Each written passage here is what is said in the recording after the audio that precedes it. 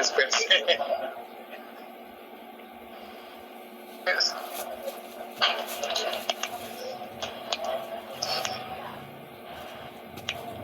Sa mapagpalang araw sa ating lahat, mga kapatid. At maraming pong salamat sa araw na ito. Tayo po ay nagkasama mula po sa ating sound and naging software. Para maraming salamat din sa mga kapatid natin dito, sa kanilang masayang pagtanggap, lalo na po sa communication, ating mga tumating dito sa kanilang sentro, Italiana Libre. Ito muna po ay nagdadalawang isip yung mga kapatid natin. Sabi nila, tumaas ang gas, tumaas ang fuel. Umpisa pa lang ay hindi pa lang naging desisyon kung sino po ang sasama sa atin dito. Pero dahil po sa masugid nilang pananampalataya para makasama po natin ang mga kapatid dito sa Kariana IPA, tayo po ay ngayon nandito tayo para gamitin. In-expect po nila na hindi ganyan karami ang darating po sa nilang anibersaryo. Pero marami din po tayo tumating. Ibig sabihin, mga kapatid, ang ating pagkakaisa, lalo-lalo na po mga kapatid natin dito sa kanilang kasipagan na po, sa kanilang pagkukunyagi upang lalo mapaglaan ang kanampalataya dito sa Kariana Libre. Kaya nga po, tayo ngayon ay nagkikisama sa kanilang pasasalamat. Kung akin po sasariwayin ang ating sentro dito ng panahon, po ang mapundasyon po ang sentro Kariana Libre nung po kay kabataan pa lang.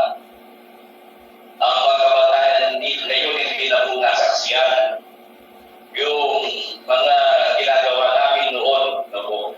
Tapos saan po ay kung hindi kami 2 linggo, 1 linggo. Po. Kami po ay sumasama sa kanilang pagtatanim ng palay. Pagpapalot ng kanilang palay. Paggawas po. Dahil po yung mga kabataan doon, hindi ko mawari na alam niyo po yung mga kabataan doon, hindi ko iniisip na medyo may pagka-social yung mga kasama namin kabataan na yun. Pero dahil po sa ating sugit na pananampalataya, ay sila po ay nag-isama. At kaya nga po, sa mga naging pundasyon po ng aming kapatiran dito, ang aming Pangulo, aming at mga iba pang naging founder ng ating sentro dito sa sentro Kariana Libre, ay marami po ang kanilang masugid at pagpapagal at pagsasakripisyo upang ngayong araw na ito masasaksiyan po natin ang ating sentro dito sa Kariana Libre ay hindi na po pahingin na po. Malamig na po. Kaya nasabi ni ang dami po tayo medyo matanda ng konti sa inyo ay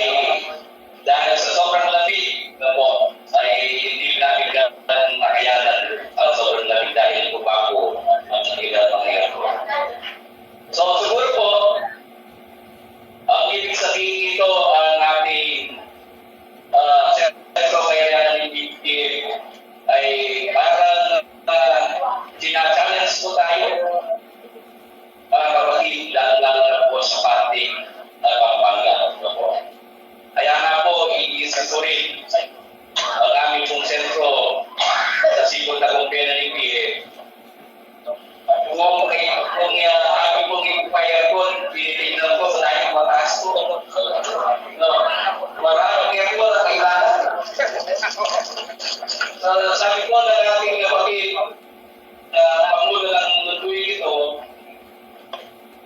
tinanong ko kung magkano bawat isa. Sabi niya, mahigit 40. So more or less, mahigit 300,000 ang kanilang mga yapon. So ibig sabihin, dahil po sa kanilang pagkakatsa na ipinakita sa ating mga kapatid dito sa Sentro Bayaran ni ay nagiging stress po natin yan. Kaya nga, ang ating pong pagkakatawag dito sa pananampalataya, alam niyo po, kung kami kabataan, iba-iba pong sakripisyo ang aming ginawa. Kaya nga yung mga kabataan ngayon, mapuswelo, ano po?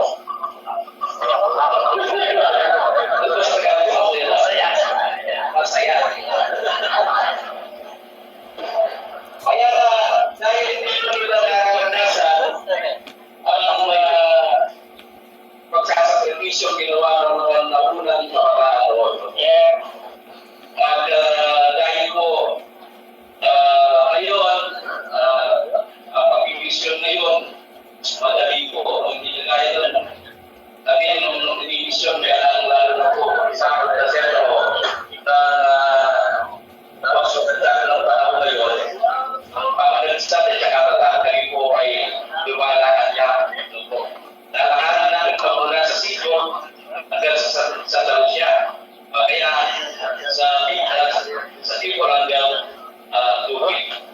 Ibig sabihin mga kapatid, kami po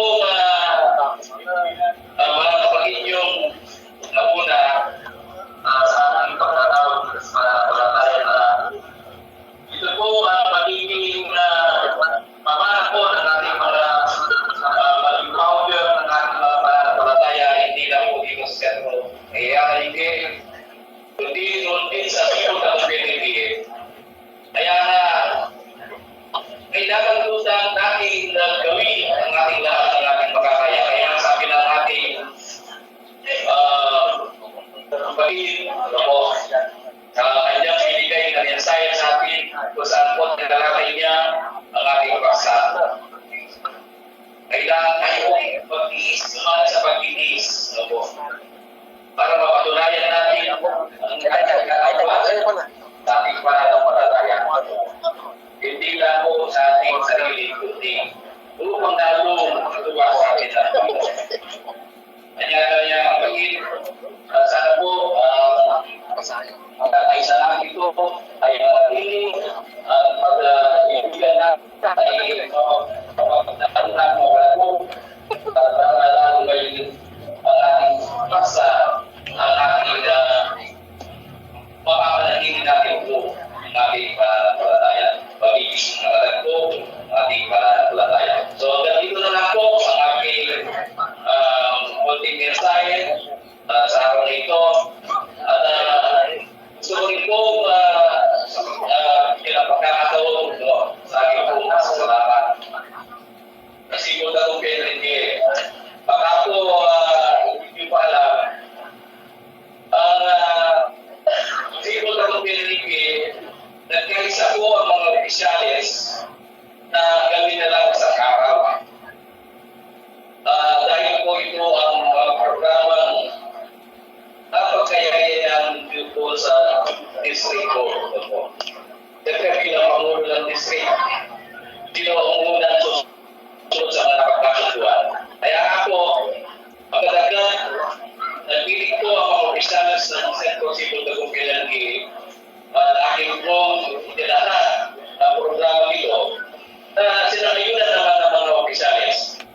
At dahil yung mga membro ay ipakonti-konting maraming lumahakal dahil siguro po hindi pa nila masundan ang peso ng ating pananampalataya. Kaya po, ang aming pong anibersaryo sa May 9, isang araw na po mag-isap ng alas 3 ng hapon, ang gaya ng pong gabi. akin.